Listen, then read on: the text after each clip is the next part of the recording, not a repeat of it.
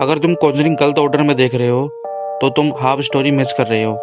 अगर तुम Conjuring universe को कहानी के हिसाब से देखना चाहते हो तो शुरुआत होती है द नन से। यहाँ एक पुराने चर्च में एक शैतानी ताकत जगती है जिसका नाम है वलक। ये वही भूत है जो बाद में पूरे यूनिवर्स में तबाही मचाता है। इसके बाद आती है एनाबेल क्रिएशन। एक डोल बनाई जाती है एक छोटी लड़की की याद में, लेकिन उस डोल में घुस जाती है बुरी आत्मा। यहीं से एनाबेल डोल का डर शुरू होता है। फिर आती है द नन 2, जहाँ वलक फिर से लौटकर और ज्यादा खतरनाक हो जाता है। लोग समझते हैं सब खत्म हो गया, लेकिन असली अंधेरा अभी बाकी होता है।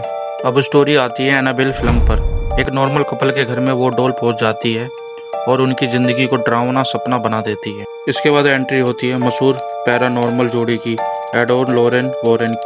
फिल्म है द कॉन्जरिंग। एक परिवार नई जगह शिफ्ट होता है, लेकिन घर में पहले से एक बुरी आत्मा होती है। ये केस सच्ची कहानी पर आधारित माना जाता है। फिर आती है एनाबेल कम्स होम। एनाबेल डोल को वॉरेंस अपने घर के एक लॉक्ड रूम में रख देता है, लेकिन एक रात वो डोल वहाँ के सारे भूतों को जगा देती है। उसके बाद ला लोरोना की कहानी आती है, एक रोती हुई आत्मा जो बच्चों का अपना शिकार बनाती है। इसका कनेक्शन भी वॉरेंस के केस से जुड़ा हुआ है। फिर आती है द कॉन्जरिंग 2। इस बार केस होता है इंग्लैंड में, जिसे एनफील्ड होटिंग के नाम से जाना जाता है। यहीं पे वलक फिर से सामने आता है। और आखिरी फिल्म है the devil made me do it. इसमें पहली बार कोर्ट में ये बोला जाता है कि जुर्म एक शैतानी कब्जे की वजह से हुआ था। वॉरेंस को साबित करना पड़ता है कि भूत सिर्फ कहानी नहीं होते। और अब आती है द कॉन्जरिंग लास्ट राइट। ये वॉरेंस का सबसे आखिरी और सबसे खतरनाक केस माना जा रहा है। यहाँ उनका सामना एक बहुत ही जिद्दी और पुरानी बुरी ताकत से होता है।